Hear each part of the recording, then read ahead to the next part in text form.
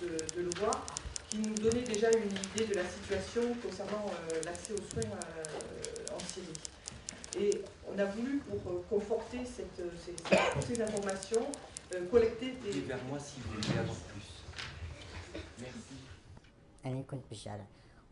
J'étais dans la rue. Quand il y a un raid dans une ville, il tire sans discrimination. Vieillards, femmes, enfants. Toute personne en mouvement est une cible. J'ai été blessé à la main et beaucoup d'autres ont été touchés.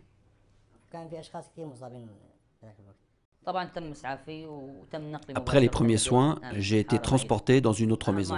Le matériel utilisé était rudimentaire et j'ai été soigné par un simple infirmier. Il y avait juste des aiguilles, du fil, des ciseaux.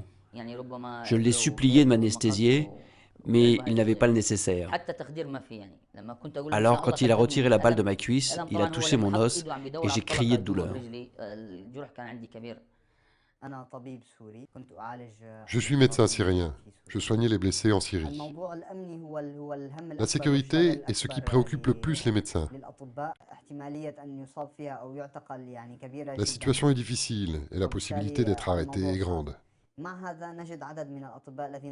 Malgré cela, un grand nombre de médecins risquent leur vie pour respecter le serment médical qu'ils ont prêté.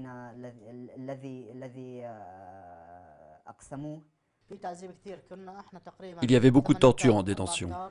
Nous étions 230 enfermés dans 30 mètres carrés. Il y avait parmi nous des vieillards et des médecins. J'ai demandé à un médecin pourquoi il était là. Il m'a répondu « Comme toi, mon fils ».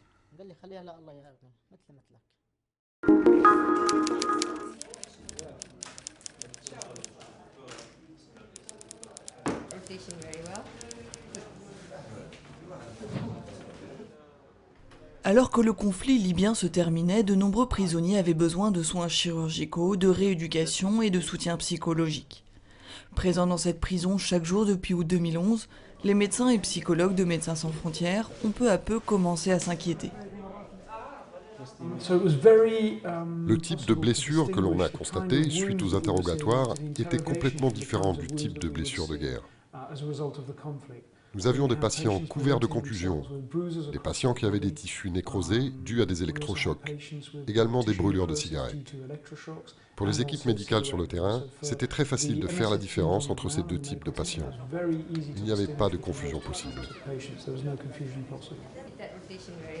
Au total, les médecins ont soigné 115 personnes présentant des signes de torture. Une situation inacceptable pour MSF qui se voyait instrumentalisée, chargé de remettre sur pied les prisonniers entre deux séances d'interrogatoire. En janvier, l'ONG a donc signalé la situation aux autorités de Misrata et décidé de suspendre ses activités dans les centres de détention de la ville.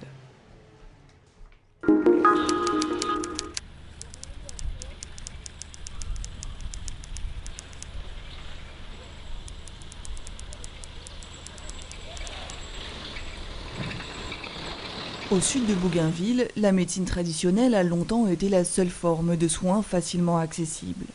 Le conflit latent, les difficultés de transport et d'approvisionnement en médicaments compliquaient l'accès aux structures médicales. Devant ce constat, MSF a décidé de retourner à Buin en avril 2011, après 10 ans d'absence.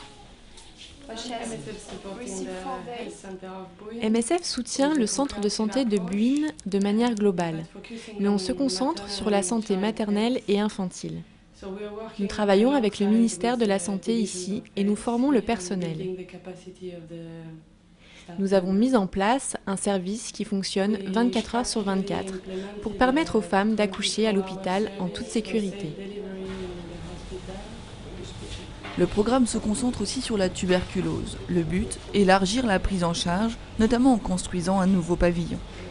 Pour intervenir plus rapidement auprès des malades, MSF souhaite également intervenir dans 5 petits centres de santé du district.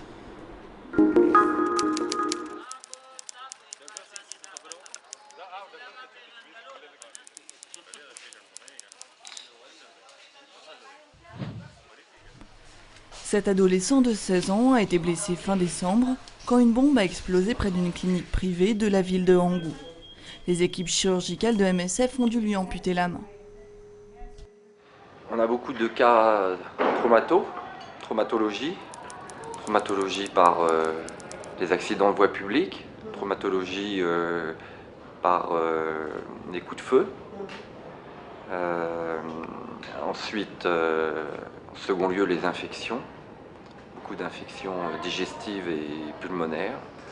Et en troisième lieu, beaucoup de mortalité et de morbidité chez les enfants de moins de 5 ans. En 2011, MSF a fourni des soins médicaux à plus de 20 000 patients à Angou, y compris à de nombreuses mères. La mortalité maternelle est en effet un problème majeur ici. Une sage-femme MSF intervient donc depuis mai dernier dans le centre dédié à la mère et l'enfant de l'hôpital, où elle forme et soutient le personnel, notamment lors d'accouchements compliqués.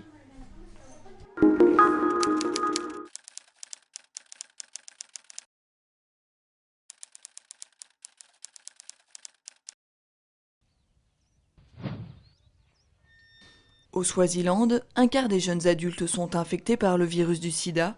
Ils ne pourront survivre longtemps sans accès aux médicaments. Il faut donc réorganiser les soins afin d'atteindre les populations les plus isolées. C'est l'objectif du transfert de compétences, des médecins vers les infirmières et des infirmières vers les laborantins et les pharmaciens. Les communautés sont elles aussi intégrées au processus de soins. Avant notre arrivée au Swaziland, seuls les médecins prescrivaient des antirétroviraux. Mais cela posait des problèmes. Les médecins n'étaient que dans les centres de santé, ils ne se rendaient pas dans les cliniques, là où la majeure partie des gens vivent. Nous avons estimé qu'il était nécessaire de former les infirmières à la mise sous ARV, comme cela a été fait dans d'autres pays au sud du Sahara. Ce système évite aux malades des trajets longs et coûteux jusqu'à l'hôpital. Aujourd'hui, MSF, en collaboration avec le ministère de la Santé, offre des soins aux malades du sida et de la tuberculose dans 22 cliniques de la région de Chiselweni.